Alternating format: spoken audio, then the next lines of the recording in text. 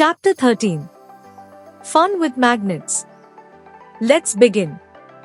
If you open a refrigerator door just a little and leave it, it pulls and shuts by itself. You must have seen stickers that get attached to iron surfaces such as almirahs and the door of refrigerators. In pin holders, the pins seem to be sticking to the holder. Refrigerator doors, stickers and pin holders have magnets fitted inside. Magnets are also used in many devices such as doorbells, televisions, computers, telephones, electric motors and generators. Now, the question arises, what is a magnet?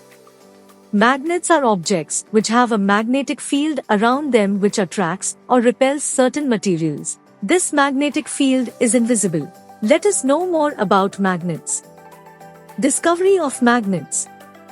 Around 800 BC, a mineral, magnetite, was discovered by an elderly shepherd named Magnus, who was herding his sheep in an area of northern Greece called Magnesia.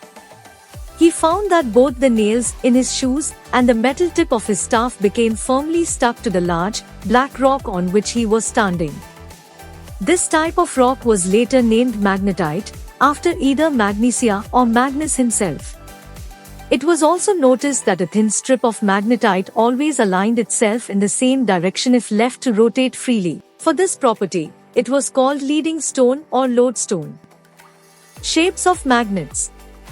Magnets come in a variety of shapes and sizes like cylindrical, disc, sphere, horseshoe and a number of other unique forms.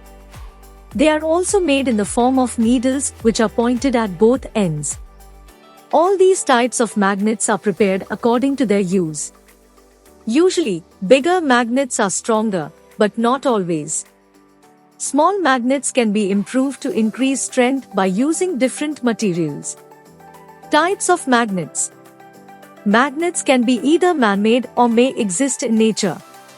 So broadly we can say that there are two major types of magnets. Natural magnets. Man-made magnets. Natural magnets. The natural magnets are called magnetite. They are rich in iron and minerals. Man-made magnets.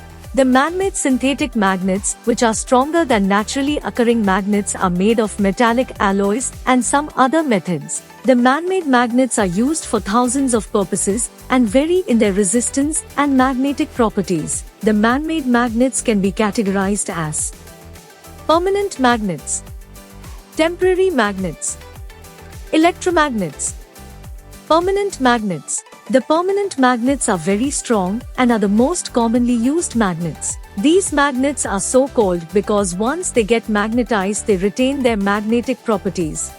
Temporary magnets. The temporary magnets are those magnets which act as magnets only when placed in a strong magnetic field provided by a strong magnet. As soon as the magnet is removed from the field, they instantly lose their magnetism. Electromagnets. Electromagnets are very strong magnets which are different from other magnets. These magnets work on the principle that a wire containing electric current produces a magnetic field. Magnetic and non-magnetic materials. Materials that are attracted by a magnet are said to be magnetic materials. Iron and steel are the most important magnetic substances, however some other substances are also noticeably attracted, namely nickel, cobalt and certain alloys. Some substances such as aluminium are only very slightly attracted by a magnet, which is not observable, and are said to be paramagnetic. A few substances such as zinc and bismuth are feebly repelled and are said to be diamagnetic. Both paramagnetic and diamagnetic substances are often called non-magnetic. Materials like wood, glass, cotton, etc. are not attracted by a magnet. These materials are known as non-magnetic materials. Poles of a magnet. All magnets have exactly two poles, a north and a south. In a bar magnet, one of the ends is the north pole and the other end is the south pole. The power of the magnet is concentrated at its poles. As we move towards the center of a magnet from its pole, the magnetic power goes on reducing and it becomes negligible at the center. Two poles of a magnet cannot be separated. The poles of a permanent magnet cannot be separated just by cutting a magnet into pieces.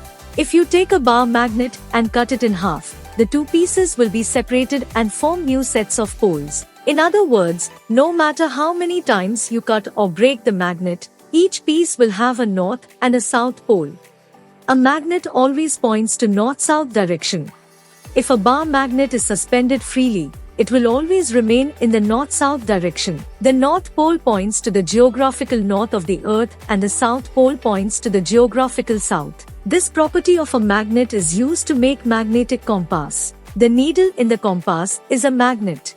That is why, no matter where you place the compass, its needle will always point in the north-south direction. In olden times, people had been using the magnetic compass to find direction. Sailors had used this device to sail and reach their destinations. Attraction and repulsion between magnets. If you bring two magnets close to each other, they behave in a definite manner. If the like poles of two magnets are brought close to each other, the magnets will move away from each other. This means, if north-north or south-south poles of two magnets are brought close to each other, then the two magnets will move away from each other. In other words, like poles repel each other. If the north-south or south-north poles of two separate magnets are brought close to each other, then they will attract each other. The magnets in this case will move close to each other.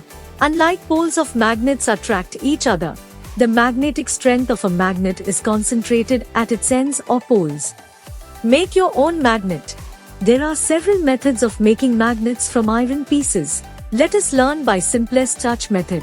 Touch method is also known as stroke method. Using this method, we put an iron bar on the table and then stroke it with one pole of a bar magnet in one direction only. When we reach near the end of the iron bar, we lift the magnet and bring its same pole back to the starting end of the iron bar. We repeat this about 30 to 40 times. The needle has now become a magnet. We can test this by lifting some iron clips or pins with its help. We then put two other magnets at the center of the iron piece with their opposite poles together and move them towards opposite edges of the iron piece. Each magnet is moved along the bar in one direction only, and after about 20 to 30 strokes, the iron piece becomes a magnet. This method enables us to make stronger magnets. Magnet cautions. We need to take proper care of magnets and store them in a suitable way. This is necessary because unless we take proper care of a magnet, it tends to lose its magnetism. When a magnet loses its power, it is called demagnetized. The precautions we need to keep while handling magnets are: never heat a magnet, never throw or drop magnets from great heights, never hit or beat a magnet with anything, never bring it near electronic devices such as pen drives, as information stored in these devices is stored in magnetic form. The magnets thus can damage these devices. Never keep the like poles together. Care of magnets. Magnets become weaker with time due to free poles near the ends repelling each other. To prevent this, bar magnets are stored in pairs with unlike poles on the same side and pieces of soft iron, keepers across the ends. The keepers become induced magnets and their poles neutralize the poles of bar magnets. Uses of magnets. Magnets find a wide use in our daily life. Some of the major uses of the magnets are as follows. They are also used in the speakers, which can convert the electrical energy into sound energy. They are used in the electrical bells. They are used in TV screens, computer screens, telephones, and tape recorders. They are used by the candy or cold drink vendors to separate the metallic cap from the lots. They are used in cranes to separate iron waste from junkyard. The most important use of the magnet is the magnetic compass, which is used to find the geographical directions. The magnets are used to heal the pains and the wounds of the athletes.